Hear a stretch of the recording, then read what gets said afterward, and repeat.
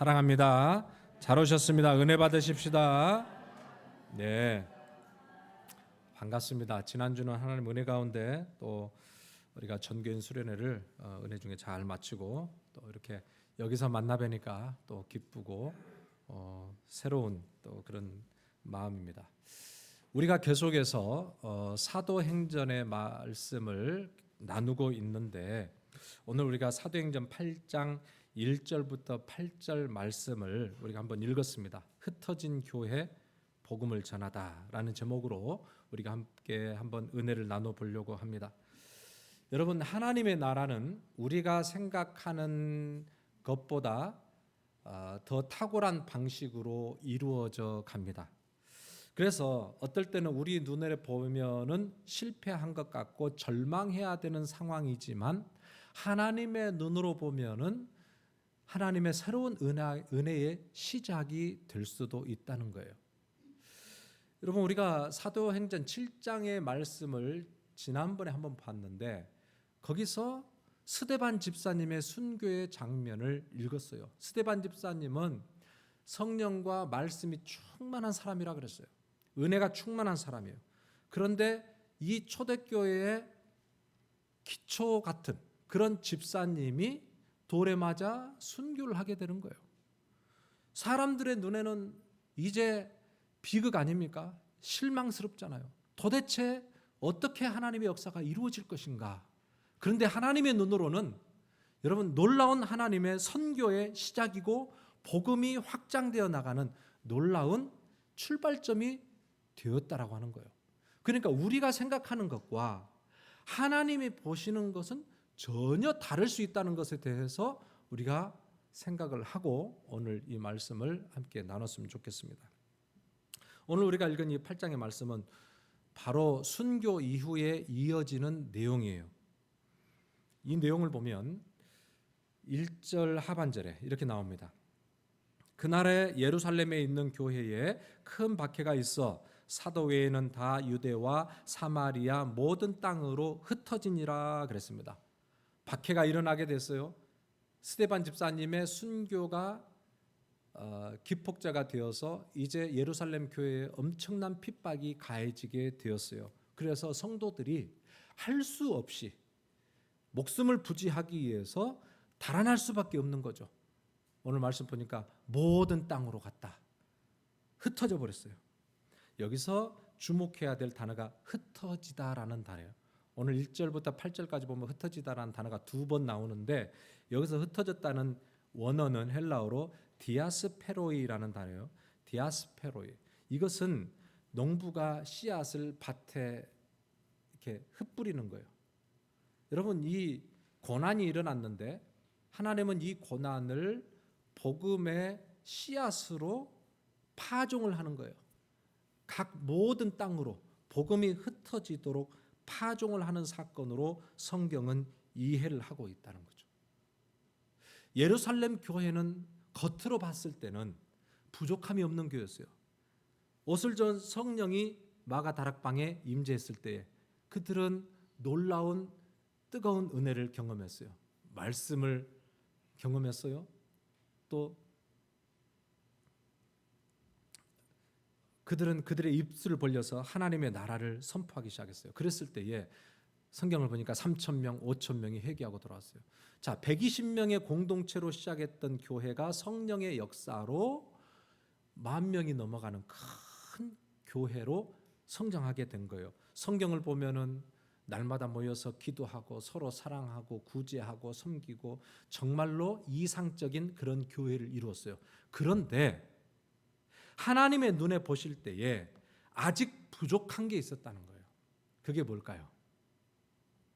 여전히 그들은 예루살렘 교회만 머물러 있었다는 거예요.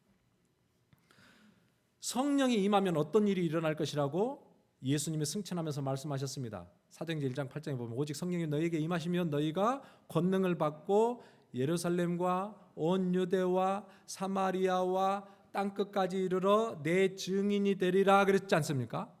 성령이 우리 안에 충만하게 역사할 때 우리 안에서 역사하시는 성령은 지속적으로 땅끝을 향하여 모든 땅을 향하여 흘러가게 되어 있다는 거예요. 그런데 지금 이스라엘 그 예루살렘 교회는 여전히 예루살렘에 머물러 있었던 거예요. 하나님은 오늘 박해라는 도구를 통해서 하나님의 교회를 선교적으로 흩어버리시는 이 모습을 우리가 지금 보게 되는 거예요. 그래서 이 박해가 임했을 때에 얼마나 이 교회가 고통스러운지 몰라요. 얼마나 울었는지 몰라요. 도저히 이해할 수 없었어요. 그래서 2절 말씀 보니까 이렇게 이야기하잖아요. 경건한 사람들이 세대반을 장사하고 위하여 크게 울더라 그랬어요. 아니, 성령 충만한 교회인데 왜 하나님이 세우신 그 집사님이 그렇게 돌에 맞아 죽어야 됩니까? 하나님 살아 계신다면 교회에 이런 일을 어떻게 두고 보고 볼 수 있습니까? 그들의 마음속에 원망이 있었어요. 아픔이 있었어요. 그래서 장사하고 크게 울더라. 절규하며 울었다는 거예요. 여러분, 그런데 하나님은 어떤 하나님이에요? 하나님은 하나님의 교회가 고통당하는 것을 즐기는 하나님이 아니잖아요. 하나님은 이 악을 통해서도 선으로 바꾸어서 역사하시는 분이 하나님이시잖아요. 그래서 하나님은요, 이 교회에 경험되어지는 이 고통을 통해서 하나님의 선하신 뜻을 이루어 가시는 것을 우리가 보게 됩니다. 그러니까 인간적으로 보면 안타까운 죽음이고 교회가 절망이다라고 생각하지만 하나님의 시각으로 보면 오히려 하나님의 계획이 성취되고 하나님의 나라가 확장되어지는 놀라운 시작점이 되었다라는 거예요. 그래서 사실 이 사도행전 8장을 기점으로 해서 예루살렘 안에 가두어 있었던 예수 그리스도의 복음이 사마리아로 흘러가고 또 땅끝까지 흘러가는 그런 첫 번째 관문이 되었다는 것을 우리가 알게 돼요. 하나님은 고난을 선교의 지렛대로 사용하셨어요. 여러분, 이걸 보면은 우리 하나님은 단순히 고난이 없이 우리에게 좋은 것, 형통한 길을 주시는 게 아니라 오히려 고난을 통해서 하나님의 뜻을 이루고 우리에게 더 유익한 것을 주시는 하나님이시라는 것을 우리가 알게 돼요. 여러분, 교회 역사를 가만히 돌아보면 비슷한 일들이 참 많이 있었어요. 그 중에 중국 교회가 바로 이런 일을 경험했습니다. 여러분, 중국이 1948년도에 완전히 공산화가 되면서 얼마나 그 교회를 핍박했는지 몰라요. 그냥 목회자들을 잡아 가두고 순교시키고 성경을 다 모아가지고 다 불태워버렸어요. 그때 모택동이 이제 이 중국의 기독교인들이 씨를 말려버리겠다라고 호언장담을 했어요. 그런데 여러분, 몇십 년이 지나가기도 전에 어떻게 됐어요? 중국 땅에서 알고 보니까 수천 명, 수천만 명, 1억에 가까운 그런 크리스찬들이 그 안에 숨어져 있다는 거예요. 여러분, 지하에서 보이지 않는 곳에서 땅에 뿌려놓은 그 씨앗이 자라서 열매를 맞아 중국 교회가 놀라운 폭발적인 부흥을 했던 것을 알게 됩니다. 여러분, 그래서 하나님이 일하시는 방법은 우리가 보기에는 절망이고 실망인 것 같지만 하나님이 보실 때는 그거야말로 성공적인 하나님의 계획이 이루어지는 거예요. 그래서 사도 바울이 로마서 8장 18절에 이렇게 이야기했습니다. 우리 함께 읽어봅니다. 시작. 생각하건대 현재의 고난은 장차 우리에게 나타날 영광과 비교할 수 없도다. 할렐루야. 여러분, 현재의 고난, 장차 우리에게 나타날 영광, 이 두 가지에 대해서 우리는 항상 기억해야 돼요. 우리가 보는 것은 현재의 고난만 봐요. 그러나 장차 우리에게 나타날 영광은 보이지가 않아요. 이게 우리의 신앙생활의 딜레마예요. 그러나 하나님은 보이지 않지만 하나님의 그 영광스러움을 우리에게 경험하게 하시기 위해서 지금 당장은 고난스럽고 지금 당장은 아픔이지만 그것을 통해서 교회를 새롭게 하고 그것을 통해서 성도들을 깨우고 그래서 우리의 신앙의 지경을 넓혀 가신다는 것을 알게 됩니다. 여러분, 그래서 우리의 상황을 바라보는 우리의 눈이 바뀌었으면 좋겠어요. 절망이 결코 절망이 아니고 절망이 하나님의 은혜 안에 소망으로 바뀌어질 수 있다는 여러분 큰 그림을 바라보면서 우리의 삶을 조금 더 넓게 깊게 하나님의 시각으로 바라보고 해석하고 여유를 누리며 살아갈 수 있는 저와 여러분들이 되어지기를 주님의 이름으로 축복합니다. 다음으로 우리가 주목해 볼 수 있는 것은 선교 현장에 있었던 한 청년, 바로 이 사울의 이야기입니다. 사울. 오늘 이 스데반 집사님이 죽는 이야기를 하면서 이 누가는 사울이라는 청년의 이야기를 계속해서 해주고 있어요.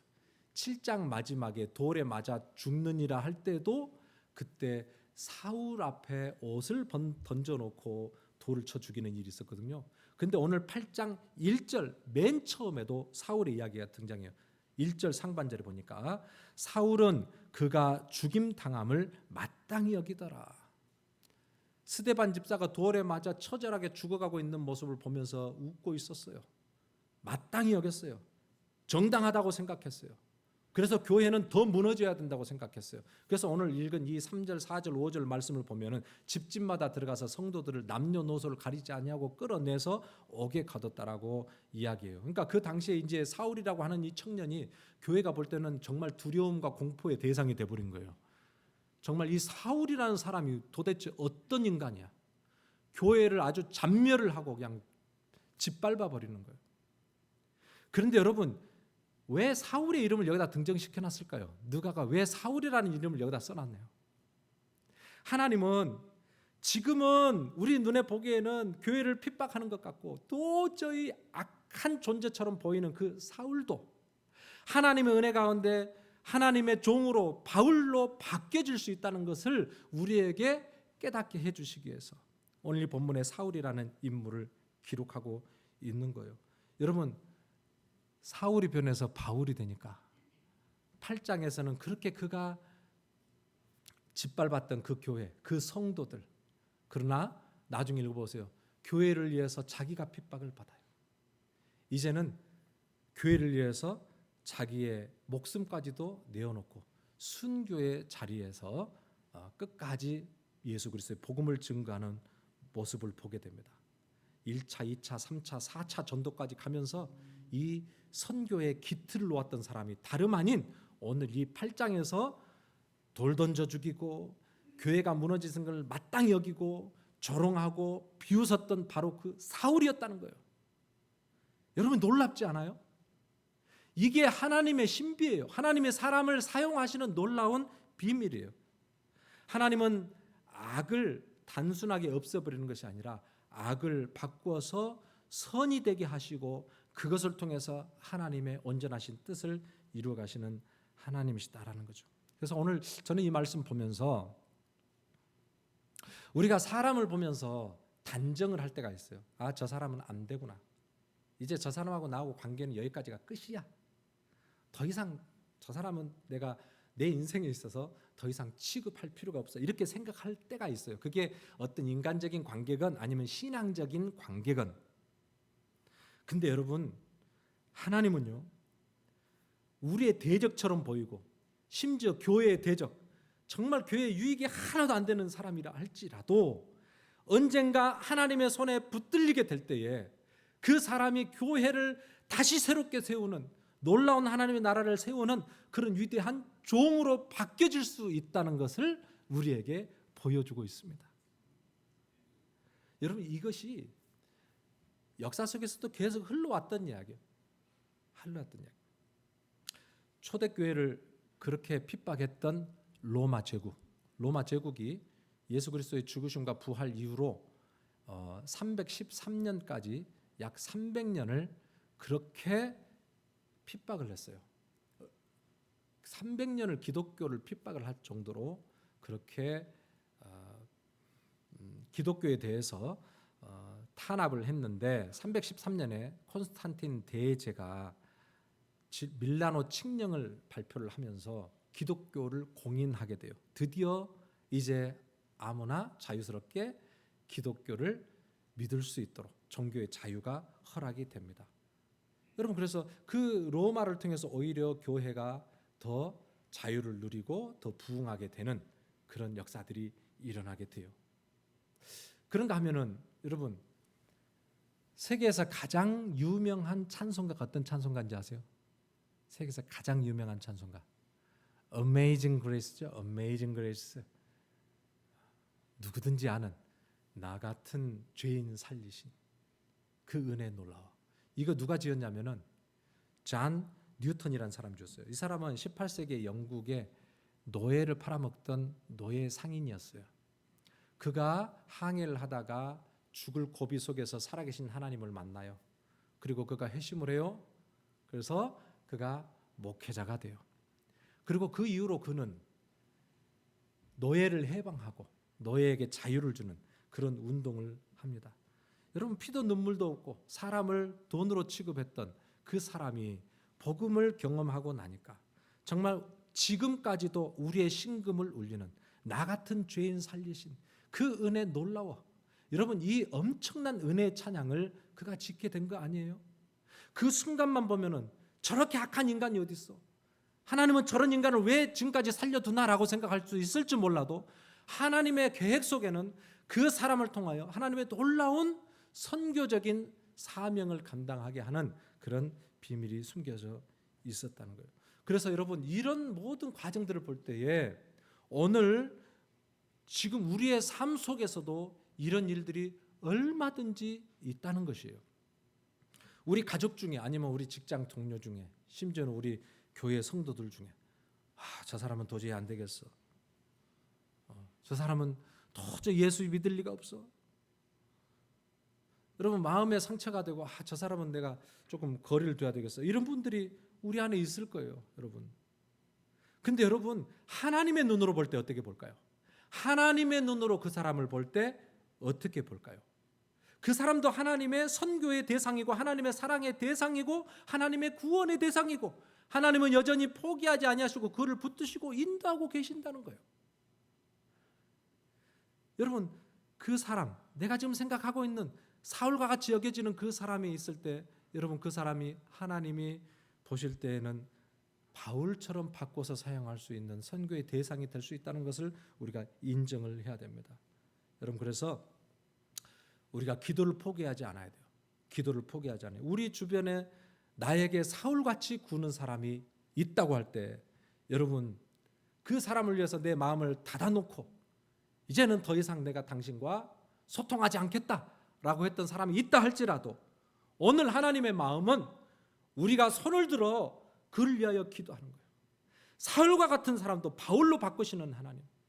내 중심적으로 내 입장으로 사람을 판단하는 게 아니라 하나님의 관점으로 하나님의 나라에서 어떻게 그 사람이 쓰임받을 것인지를 우리가 하나님의 입장을 이해하며 두 손을 들어 함께 기도할 때에 우리는 하나님의 동역자가 되고 하나님은 그 사울을 빚어 바울로 바꿔서 역사하시게 될 줄로 믿습니다. 기도를 포기하지 아니하시고 끝까지 그 영혼을 위하여 기도하고 사랑하고 섬길 수 있는 저와 여러분들 되기를 주님의 이름으로 축복합니다. 하나 더 살펴볼게요. 4절 5절에 보면은 이렇게 기록하고 있어요. 그 흩어진 사람들이 두루 다니며 복음의 말씀을 전할새 빌립이 사마리아 성에 내려가 그리스도를 백성에게 전파하니 그랬습니다. 자, 흩어진 사람들이 어디로 갔다 그랬죠? 사마리아 성에 내려가 그랬습니다. 사마리아 성. 그래서 이제 빌립이라고 하는 집사님이 사마리아에 내려가서 말씀을 전하고 그 말씀을 들을 때 놀라운 기적 같은 일들이 일어나게 되었잖아요.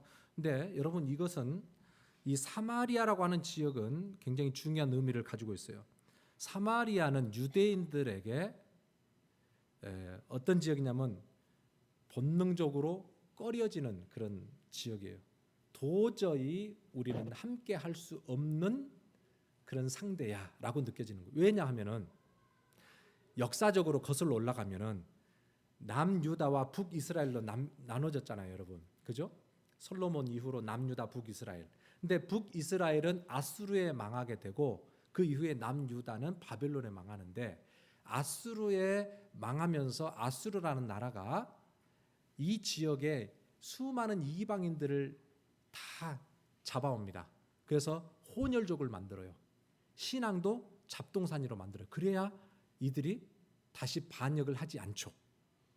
그 정책 속에서 이제 혼혈족들이 생기고 이들이 신앙이 완전히 하나님을 섬기는 것 같은데 우상을 섬기는 것과 비슷한 모습으로 섬기는 거예요. 그러다 보니까 역사적으로 유다는 예루살렘으로 회복을 해서 신앙의 정통성을 그래도 지켜간다 이렇게 생각하고 있었는데 바로 위쪽에 있는 이 사마리아 사람들은 자기들도 하나님의 백성이라 그러는데 하는 짓은 완전히 이방인들하고 똑같아. 그래서 이들 안에는 서로 원수처럼 지냈어요. 그래서 사마리아인들, 이방인들을 이 유대인들은 어떻게 여겼냐면은 지옥의 땔감으로 여길 정도로 결코 상종하지 않고 대화하지 않았어요. 그런데 여러분, 하나님께서 이 고난을 주시고 핍박을 주시고 교회를 뒤흔들어서 이루어낸 역사가 뭡니까?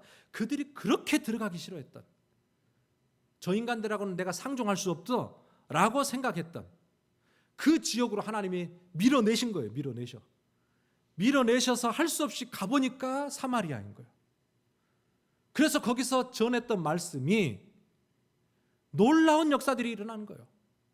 그 사람들이 빌립 집사의 말을 듣고 그 말에 아멘하고 받아들이고 순종하니까 귀신이 떠나가고 병고침 역사가 일어나고 이런 놀라운 일들이 그 땅에 이루어지게 되었다는 거예요. 여러분, 하나님이 지금 이 교회를 사마리아 땅으로 밀어내셔서 하나님의 역사를 이뤄가고 계셨어요. 그런데 여러분, 이 모습은 처음 있는 이야기가 아니에요. 언제 있었느냐? 예수님의 그 공생의 시절에 예수님이 이미 사마리아 땅을 들어가셔서 복음을 전했어요. 여러분 생각나시죠? 요한복음 4장에 보면은 4장 3절 4절 보세요. 유대를 떠나사 다시 갈릴리로 갈새 사마리아를 통과하여야 하겠는지라. 예수님께서 수가성에 들어가셔서 남편이 5이었던 목마른 그 여인을 만나주시고 예배란 예수 그리스도를 통하여 생수를 마시는 것이다. 구원의 그 놀라운 은혜를 가르쳐 주셨던 그 이야기, 그때 뭐라고 말씀하세요? 사마리아를 통과하여야 하겠는지라. 의도적으로 예수님께서 그 유대인들이 꺼려하는 그 땅을 일부러 들어가셨어요. 들어가서는 안 되는 땅이에요. 그러나 유대인인 예수님께서 의도적으로 그 땅에 들어가셔서 목마른 여인에게 생수를 주시고 놀라운 구원을 허락하여 주셨어요. 이것을 통해서 예수님은 왜 이 땅에 오셨는지를 말씀해 주시는 거예요. 우리는 우리끼리 예루살렘에 우리는 있어야 돼. 너희들은 사마리아인들이야. 너희와 우리는 하나 될 수 없어. 라는 항상 우리는 그런 정체성, 우리끼리의 정체성을 가지고 살아간다 이 말이에요. 그러나 예수님이 이 땅에 오신 것은 우리가 쳐놓았던 이 장벽을 무너뜨리고 차별하고 억압하고 무시하고 소외당했던 그들에게까지 하나님의 은혜가 흘러가도록 하기 위해서 예수님께서 이 땅에 오셨다라고 하는 거예요. 그래서 그 장벽을 완전히 무너뜨리시기 위해서 예수님이 보여주신 게 뭐죠? 그게 바로 예수님의 십자가예요. 예수님의 십자가.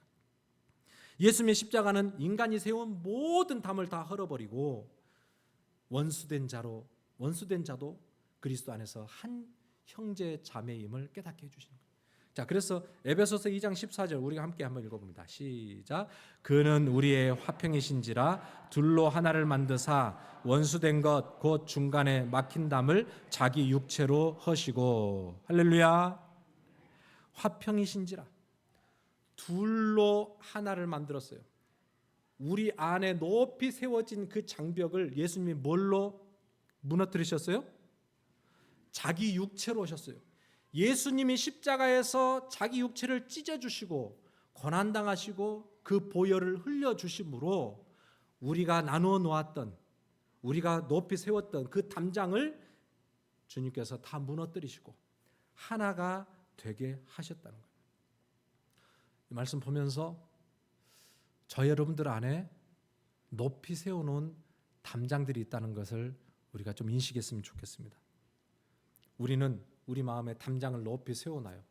민족끼리도 그런 게 있는 것 같아요. 도저히 상종할 수 없는 민족이 있어요. 나라끼리도. 또 세부적으로 들어가면 지역끼리도. 무슨 출신이냐 출신끼리도. 여러분, 우리는 서로를 구분짓고 나라는 존재에 대해서 이렇게 장벽을 쳐놓고 있습니다. 그것이 어떻게 보면 컴포트 존이 돼요. 안락한 지역. 그래서 우리는 이 안락한 지역에 나는 있으면서 다른 사람들과 구분을 짓고 또 이 편안한 울타리를 벗어나오기 싫어하는, 도전하기 싫어하는, 변화하기 싫어하는, 남들과 손잡기 싫어하는 그런 성향이 우리 안에 있다는 거예요. 이게 있다는 거예요. 근데 여러분, 하나님은 보세요. 우리를 이 장벽을 뛰어넘게 하세요. 그래서 불편한 자리로 들어가게 하세요. 불편한 자리. 도전하게 하세요. 낯선 곳에 들어가서 우리가 그리스도 안에서 한 형제 한 자매임을 경험하게 하시고 그곳에서도 역사하시는 하나님, 그곳에서도 하나님을 예배하며 하나님의 나라가 회복이 되기를 원하신다라는 거예요. 원하신다. 여러분, 이것이 바로 선교적인 태도죠. 하나님이 원하시는 선교적인 태도.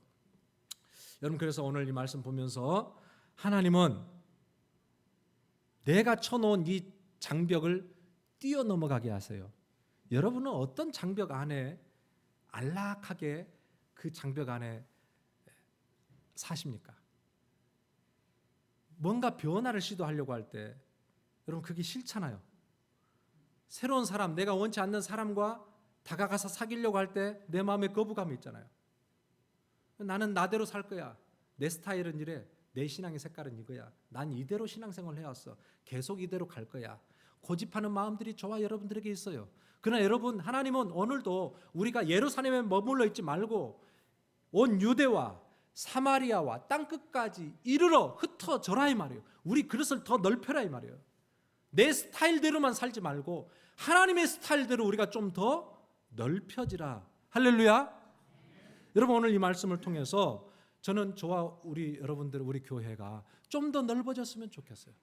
서로 다른 사람들과 우리가 서로 하나 되는 데에 우리의 마음의 문을 활짝 열고 함께 나아갔으면 좋겠습니다. 오늘 이 사도행전 8장 1절부터 8절까지 말씀을 봤는데 몇 가지 제가 말씀드리는 거 교훈. 첫 번째는 뭐냐면 고난이 닥칠 때 그 고난은 끝이 아니라 하나님의 놀라운 영광을 경험하는 문이 될 수 있다라고 하는 것을 여러분 꼭 기억하시면서 우리의 삶에 고난이 있고 아픔이 있고 특별히 교회에 어려움이 있을지라도 그 어려움을 통해서 하나님은 어떻게 복음을 더 확산시켜 나가는가에 대해서 우리가 눈을 떠서 볼 수 있기를 바랍니다. 두 번째는 하나님은요, 사울을 바울로 바꿔서 사용하시는 하나님. 사람을 단정짓기 마시기 바랍니다. 저 사람과 나와는 이렇게 달라라고 구분짓지 마시기 바랍니다. 하나님은 언제든지 변화시켜서 하나님의 역사를 이루어 가셔요. 그래서 우리의 마음의 문을 활짝 열고 원수 같은 자라 할지라도 핍박자라 할지라도 그들을 사랑하며 섬길 때에 하나님께서 놀라운 변화의 역사를 보게 하실 거예요. 또 하나님은 선교를 멈추지 않는다는 거예요. 하나님이요, 그냥 말씀하신 게 아니에요. 내가 예루살렘과 온 유대와 사마리아와 땅끝까지 이르러 내 증인이 되리라는 너희들이 그렇게 하라라는 말이 아니라 내가 그렇게 하겠다라는 하나님의 의지 결단이 있습니다. 하나님께서는 반드시 교회를 땅끝까지 흩어져 하나님의 나라를 세우는 귀한 도구로 사용해 주실 것입니다. 여러분, 그래서 오늘 이 말씀을 보면서 내 삶을 선교적으로 한번 들여다보고 그래서 내 삶 속에서 또 하나님의 놀라운 역사들이 어떻게 진행되어져 가고 있는지, 하나님은 나를 어떻게 더 넓히기를 원하시는지 하나님의 마음으로 우리가 우리의 시대와 또 우리의 가정과 또 우리의 교회와 우리 형편을 잘 바라보시면서 갇혀 있지 말고 하나님의 은혜에 이끌려 하나님 부르시는 곳까지 나아가 선교적인 사명을 잘 감당하는 저와 여러분들 되어지기를 주님의 이름으로 축복합니다. 준비하신 헌금을 하나님께 올려드립니다.